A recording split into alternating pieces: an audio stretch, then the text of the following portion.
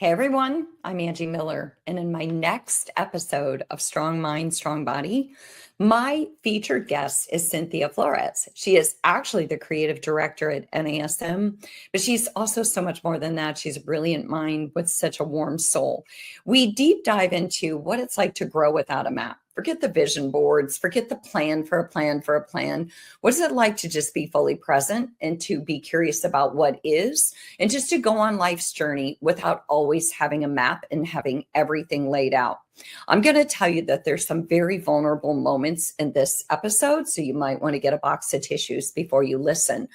But I really hope that you'll join me, and I hope that you'll follow, and subscribe when the episode is over. So stay tuned and give me your thoughts about this upcoming episode of Strong Mind, Strong Body.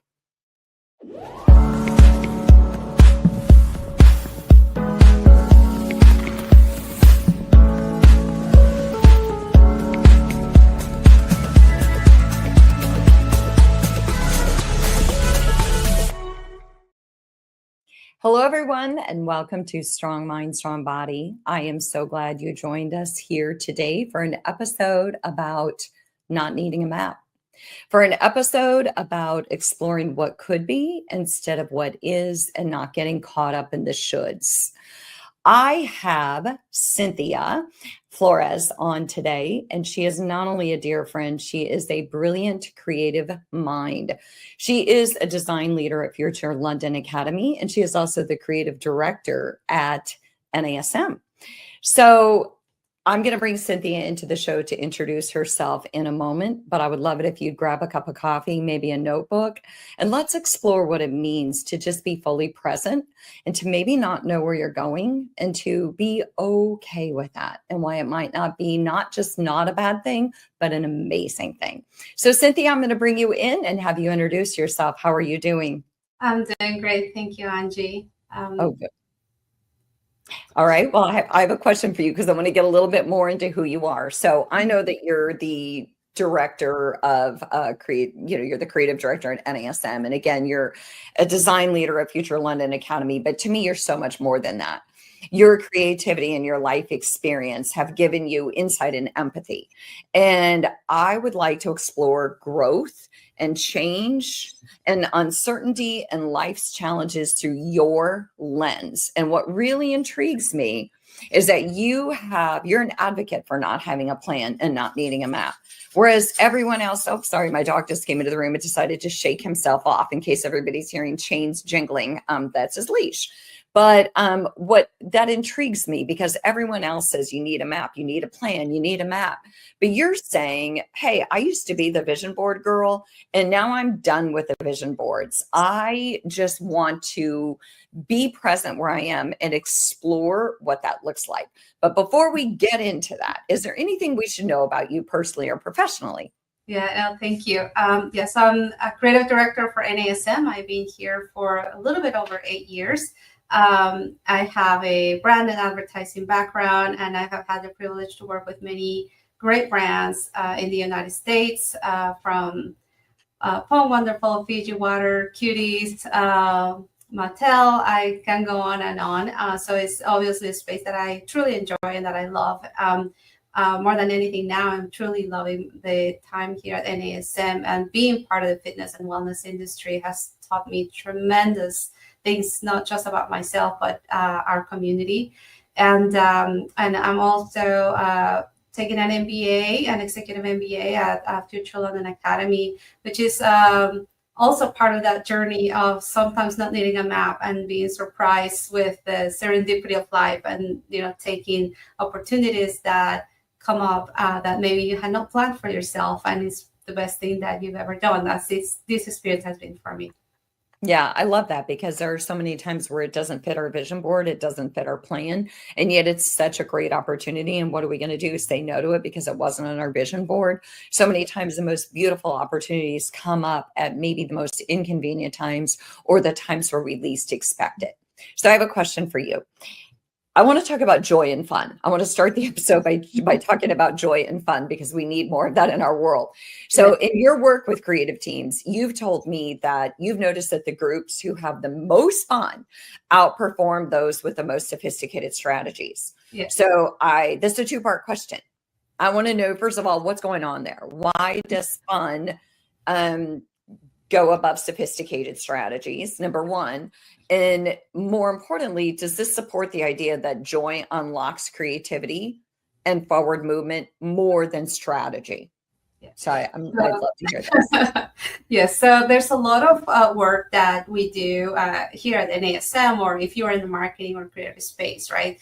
We so much of it now has transformed in getting analytics and data from consumer insights and everything our consumers are telling us. And there's something really special about that. And I think it's great because we're learning so much from our community. But at the same time, we can't forget that at the heart of it, there is the emotion of who we are as human beings. At the end of the day, we're talking about what we provide. And if we're providing something of value, we cannot get there if all we're talking about is data and analytics. And of course, it's part of what we do, because that's the space and that's where we are. But I'm a huge advocate of truly thinking about being advocates for our consumer. And we can only do that if we put ourselves in their position, right? And so for me, we can get all the data in the world. And I geek out on that quite a bit. I like it, and I have learned to like it throughout the years. So what I have found really special, and this is something in my experience I have seen, is that you can bury yourself with data, you can bury yourself with numbers, you can bury yourself with strategy, but then you forget about one, why you are doing the work that you're doing, but also you're forgetting about your consumers or your clients, right? It cannot be all about that. You need to find the joy, and I'm saying joy instead of fun, because joy, I think, is even more profound than fun. But it's important to have fun. It's important to enjoy yourself in the process, so that you can be in touch with your emotions, not just analytics. And again, that's part of the work that we do, and that's part of what we do. And there's an importance to that. But we cannot forget at the end of the day, we're all human beings trying to make it in this world and try to find purpose in what we do. Not just me as a professional, but also in, like our consumers or clients, what are they trying to do? What are they trying to find in this world? And if it's purpose, or if it's happiness, or if it's joy, that's not going to come from strategy or analytics, right? So we need to be in tune with ourselves so that we can be in tune with others. Yeah. And I think what you're really saying there is, yeah, strategy matters. You start with strategy. You listen to what people want. You listen to their needs. But you sort of peel away the layers of the onion and say, but it's more than that. It is more than what they think they need, because sometimes we don't even the best marketing or creatives they may think they know what they need, but as you ask more powerful questions or get underneath the surface, you might find that what drives them is what brings them joy. And that has to play into the strategy, right? It has to, plus having fun in the creative process. If it's all about strategy, it's like punching numbers all day long, but you have to have fun in the process. So it has to be something that lights you up and lights your customer up, so that in the end, as the consumer, I'm lit up because it comes through in the end result. Don't you think? Yeah, 100%. I think one of my favorite examples of this, and it might be a little bit cliche for some people, you've heard this at other times, but in the Wizard of Oz movie, there's the time where Dorothy goes to the land of Oz, right? But right before that, we see everything is in Kansas is brown, is a sepia tone, right? She opens the door, and then all of a sudden everything is color. Not only was the first time in TV that we see color for the first time, or in the movies at that time, but it also is a very magical moment. And that magical moment we forget about. Like it's a moment that we all have, whether you're in your careers or you're choosing a career or you're choosing to do something new. there's very something magical about that. And that has no strategy, data, or anything like that. It's just purely curiosity, purely discovering something about that you didn't know about, and just giving yourself permission to open that door and try something new. And that's where the magic happens. And along the way, we forget about these particular moments. So I'm a huge advocate of remembering what brought you first to the career or the business or what you want to do in life, because that particular moment is usually a very raw, pure emotion on why you're passionate about what you're doing. And so I always think about that moment in my life. It was not always the case. There's a lot that brought me here, but this year in particular is like rediscovering what brought joy to me and what has brought joy in my life, and that spark of curiosity to try new things. Yeah. And I think that curiosity is a huge word. And it's interesting because curiosity is something that I actually did an entire podcast episode on curiosity and how curiosity invites an open state of mind. It invites less judgment and invites us just to be curious about, why do I feel resentment? Or curious about, why am I so angry? Or curious about, why am I sad? And then through that curiosity, instead of judging, like being mad, why am I angry? Why am I resentful? There's that almost judgmental side of us that is always wondering why we are what we are. And then there's the curious side that says, I'm curious about this resentment, or I'm curious about this sadness. And I think that that transfers into the workplace too. You know, I'm curious why these clients are so rigid in their strategy and don't want to hear our take on the situation. And I think when we get curious, we really get a better idea and understanding of what makes people tick and what is driving them at that time. And then we can get deeper into what might work, if that makes sense. But go back to joy for a minute, because I have to ask you this. There are people who are being crushed by the weight of uncertainty and change. And I think it's all around us in this world right now. And I think sometimes people hear the word joy and they go, I'm going to vomit in my mouth right now because there's so much uncertainty, or I'm going through this divorce or this breakup or this major life change. And joy is the last thing I'm going to feel right now.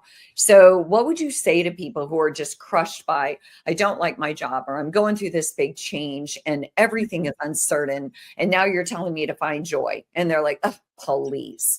What would you say to them? I can definitely relate. When I talk about joy, it doesn't come from a superficial place. I know maybe it's a word that is cliche, or maybe that is thrown around, but it's really so profound when you really look at it. And because sometimes we need to lean in the uncertainty, we need to lean on the pain in order to be able to enjoy ourselves. And what I mean is, or let me rather explain it as, this is how I arrived to this. There's been many moments in my life that certainly did not feel joyful. I've been through breakups, separation. Also, the pandemic was also a very incredible time in my life, to where, as you mentioned in the beginning, I was the person that was visual mapping every year and every month, and had a plan for everything. And after the separation, after the pandemic came, I have two boys who at that time, were going through their own challenges. It almost seemed to me like it was just silly to even think about planning anything, or even think about joy at a time to where I was definitely not feeling joyous. And after a while, I understood, you know what, it's okay for me not to have a plan. It's okay for me not to know where I'm going right now. Maybe later, yes. Maybe in the past it worked for me to have a plan. But right now, today, at this moment, this is not serving me. It gave me permission to fail. It gave me permission to think of myself in a different way. It gave me permission to enjoy the moment rather than worrying so much about the future. Well, can I add to that? What you made me think of too is that, when you're in the midst of muck, if you will, and you feel like you're walking in quicksand, And if somebody says, find joy, I think what makes more sense and what makes sense to me in my nervous system when I'm in the middle of things, because I'm in the middle of something big in my life right now, I think what makes sense to me is to say to myself, hey, Angie, what's one thing you can do today? Just one thing that you can do that might make you feel 1 to 5% better. This one thing you can do that might make you feel better, or might make you feel like you got something accomplished on your checklist. That to me is joy. It may not lead to a big thing in the end, but it's joy that I got that one thing accomplished. And whether it means that I checked it off my list, or whether it just means that it calmed my nervous system down because I can say, well, I accomplished this today. Right? Was that a good addition? I don't know if that goes along with what Yes. I mean, sometimes the best thing I can do is maybe just drink a glass of water, and there's really not much else I can do at that moment to take care of myself, for example, right? And it's just as simple as that. And just finding that you can give yourself permission not to have to do it all, especially as women. I think that we feel like we need to be good at everything all the time and super women. It's like, you know what? I can't. Sometimes we can't. And it's okay. And it's okay if I don't know. And in just kind of releasing that alone, I have found has allowed me to enjoy those little moments. Maybe it is that glass of water. Maybe it is just taking a 5-minute walk outside. There are moments where our bodies just can't take it, and it's okay. We all feel like we need to do so many things, and so much of our success is measured in how much we're able to do and how much we're able to pack in a day. But to me, success sometimes doesn't look like that. Sometimes it's in the quiet moments that we're able to have in our lives. And if we don't give ourselves permission to do that, then we can't enjoy, because we feel like we have to perform over and over and over again, because it's never enough, right? That's the thing. It's like, it's never enough. You accomplish and accomplish, and you keep going and you keep going. And it's just, and so in releasing all that, and that doesn't mean that you don't have goals, right? You may have your goals in life, or maybe at this time, you don't feel like you can even write down any goals, and that's totally okay. And just giving yourself permission not to do that, and just enjoying the moment a little bit, that's okay too. Yeah. I think that's where, like, it's pure joy. I think not in the haha, I'm gonna entertain myself and go to the theater and concert, and I'm gonna bury my emotions in doing stuff and pretending that I'm having fun with like going out and doing things. It's not even that, right? It's like those simple moments. Maybe it is just seeing the sunshine come through your window and you're seeing that in your house. And that's a joyous moment. Yeah. And I think too, I think what we've really come up with is joy is kind of equivalent to curiosity. Just being curious about what you can do that isn't driven by musts or shoulds, right? Just like what can you be curious about today that might change your perspective about this day in this situation that you're in? Because usually big life changes don't happen overnight. And so we're not going to fix them overnight. We just did a major move, and we're in the middle of all these different changes. And I can tell that I'm in fight or flight, that my nervous system is dysregulated. And what really made me think about having you on, Cynthia, is I had seen that you had posted something and you said that no one can be creative, or no one can create when they are in a state of fight or flight. And so I do think that we don't come up with our best ideas for certain. And we don't necessarily make sound decisions when we're fear-based, when we're in fight or flight, when everything feels like it's falling apart and we don't know what to do next. So for leaders and wellness enthusiasts, or trainers who recognize that they might be in fight or flight, that they're in the midst of big change, or they just feel stuck, or whatever they feel in their lives. What are some early warning signs that their nervous system is hijacking their creativity and keeping them stuck? I know for me, one of my early warning signs is my sleep becomes even more tragic. Or I sit down to try to focus and it's like bees buzzing in my brain. So I think for me, I can get anxiety I can even get to a place to where I'm feeling some anxiety attacks, and I feel that. And I usually, what I do when I talk about anxiety, I point to my chest. I literally feel it on my chest, and I feel it on my throat. I feel like there's words coming out of my mouth, and I'm just repeating myself and not really making sense. And that's just a way of my mind, I think, processing thoughts. But I'm not really making a lot of sense. And also my sleep for sure. And sometimes for me as well could be like I'm trying to do a lot of things at home maybe or even at work, and I can't perform. I feel like I have a lot to do, yet I'm not able to do anything, or I'm distracted, or I start a little bit here and a little bit there and a little bit there, and but nothing is really like coming together. That's at least for me like what happens, and that's where I need to reset and think like, okay, I was supposed to go get a haircut. I was supposed to take my dog to the groomers. It actually just happened to me this past weekend. I had all these plans of things that I was going to do, and I didn't do anything. And it dawned on me, it's like, you know what, I'm exhausted. I need to rest. And I also think I need to give myself permission not to do anything. Don't do anything. Just maybe watch TV or read a book, but don't do anything. And that actually released me. And I didn't feel bad about myself. I was just like, well, yeah, I didn't get to anything. That's okay. Yeah, but I think that you just hit on something that is kind of the theme, is just not shooting ourselves and giving ourselves permission to say, because I had a similar weekend where I had a list that was a mile long of everything I had to do. But see, to me, that right there keeps me in fight or flight. When I look at a list that is never ending, that I know I can never accomplish in a weekend, that right there makes me paralyzed. I'm paralyzed by fear. I'm paralyzed by a lack of focus because I don't even know where to begin. And so sometimes I'll have that long list, and then it'll get to the end of the day or the weekend, and I'll think I accomplished absolutely nothing. And then I go back and I say, or I could reframe that and say, I accomplished exactly what I needed at the time. I had to reset my nervous system. I had to give myself permission to say, and that's okay, because I'm in the midst of a big life change. And me trying to focus or create or get something big done right now is probably not going to happen. So I did the best thing I could do for me, which is what I would do for a best friend. And that would be just to rest and release. What do you think? That really is key. I'll say something that we say in the creative field, and we talk about this with designers and other creatives.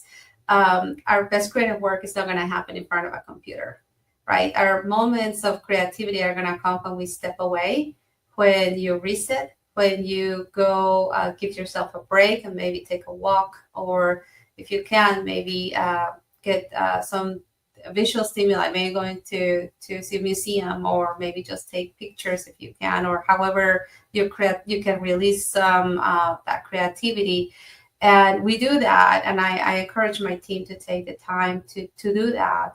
And we were literally just talking about this a couple of weeks ago. I'm like, please, I want you to put in your schedule time to just step away. Please step away from your computer, which will be opposite of like performance and productivity and efficiency. You know, you're supposed to do, but I know that they're not going to be able to do their best work. I'm not going to be able to do my best work if all I'm doing is being hyper focused on being in front of the computer and thinking that I need to create and I need to do. When I know that I need inspiration, and that inspiration is going to come from stepping away and giving yourself permission to just, and I keep using that. And I think because of that, I think we give grace to other people sometimes more than we give grace to ourselves. And so I'm in a space where I want to give grace to myself. And part of that is saying, yeah, maybe I don't need to produce so much right now, or maybe I don't need to do anything that could just happen to me over the weekend, and be completely at peace with that, knowing that my body, my mind, my spirit are going to be thankful, grateful that I gave myself that space. And if anything, I'm probably going to do a better thing later on, because now I'm re-energized. Yeah. Well, and the truth is, I always say that usually it's the thing that you think you have the least amount of time, or like when you say, I don't have time for that, that's usually the thing you need. I don't have time to go to the gym. I don't have time to take a walk. I don't have time to step away from my desk. That's usually when you need it the most, because it's not, I should be getting this project done. It's more like I could go take a walk, and that's going to put me in a different mindset. And then I'm going to come back and the project's just going to flow naturally, instead of I should just stay in my seat and keep trying to knock this out, because that's the antithesis of creativity. Just like it is the number one thing that's going to drive fight or flight. It's putting yourself under all this pressure to perform, perform, perform. And it doesn't work that way. It actually works in opposition to that. So, you are a big one on stories. You and I have shared a lot of stories, personal and professional. What's a should story that you had to unlearn about yourself? Because speaking of shoulds, I think we get caught up in these personal narratives. There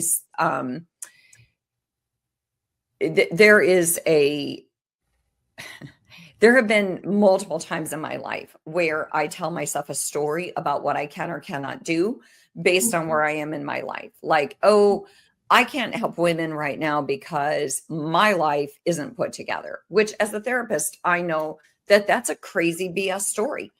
If you think that every time you go to a therapist, their life is picture perfect, first of all, they're probably not the therapist you want to go to because they're not really human. But secondly, what gives us compassion and empathy is having gone through the stuff.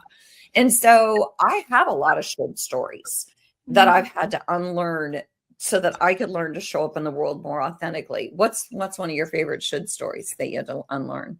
I have many. I'm going to go a little bit deeper in my life and be vulnerable. I should have story as a mom. I have two boys, and one of them struggles with some mental health issues, and he's a brilliant boy, but he's also someone who has been through a lot. And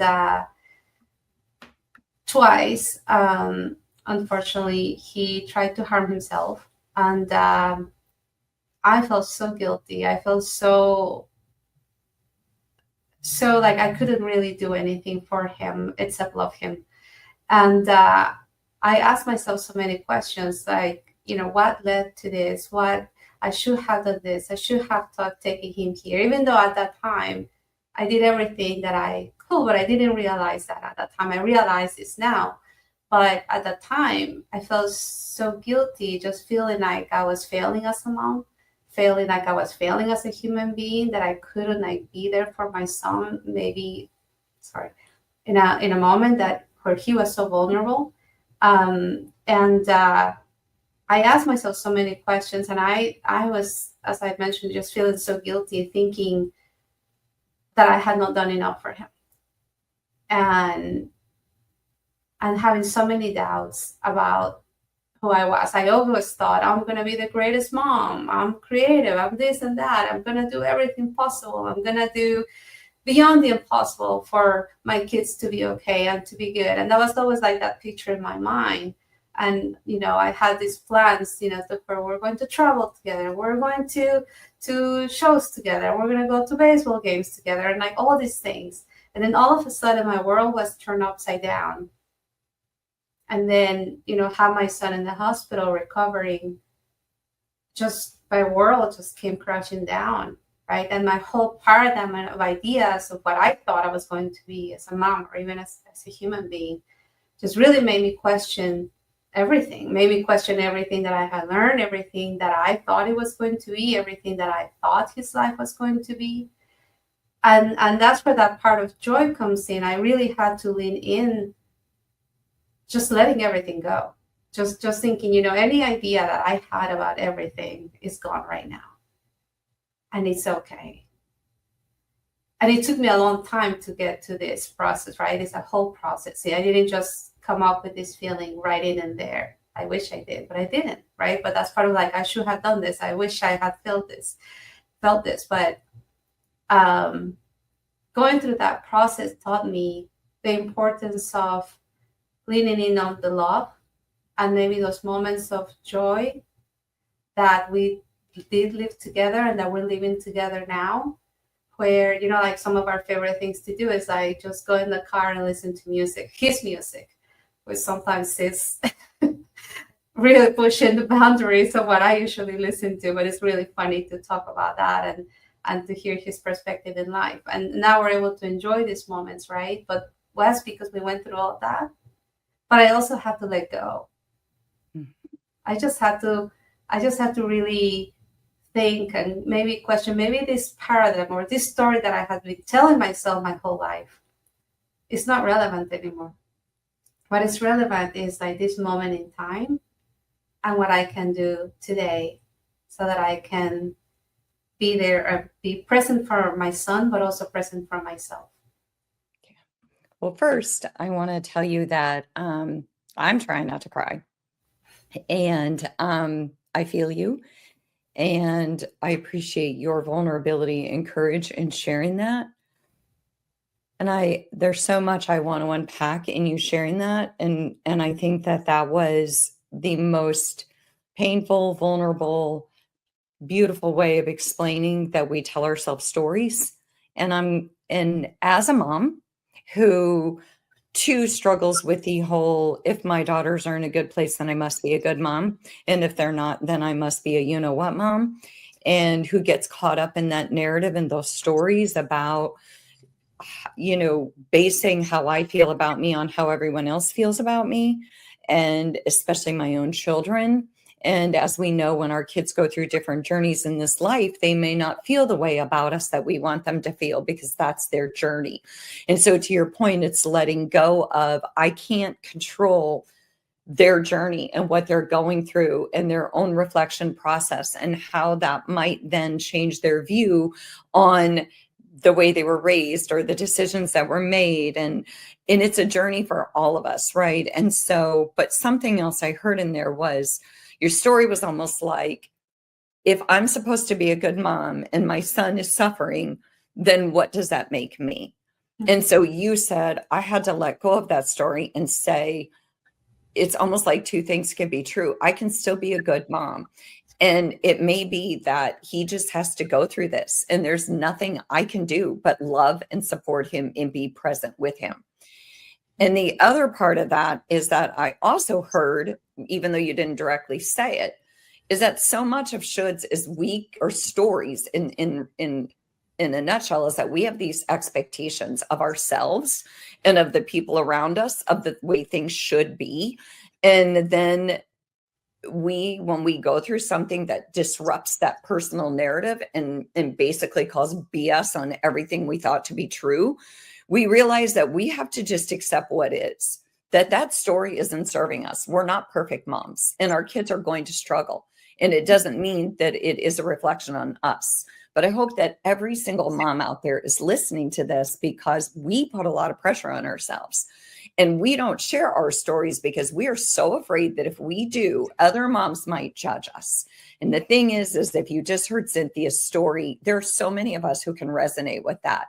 And I think that there's so much to be said for supporting other women and men, dads, moms, you name it, who get to stand up and say, my kid's not perfect, and it's not a reflection on me. It's a reflection of the fact that they're beautiful, loving humans who have to work through this life that we are all navigating, and they're going to struggle. Yes, 100%. And that's the thing, right? Just as we have our own experience as human beings, they have theirs, and they're just learning. They're just going through the process just like we did, right? So we can't expect them to be in the place where we are when it took us this long, right, to even mature a little bit. So sometimes, we're not even there, right? And so we need to also give them the space to do that.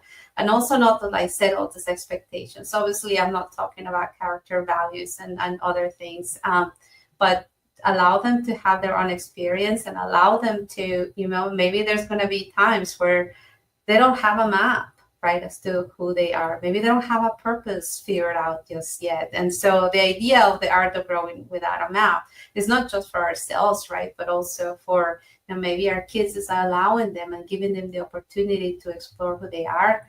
And I'm not pretending I have everything figured out. I obviously, this is something that I go through every single day. And, some days are better than others.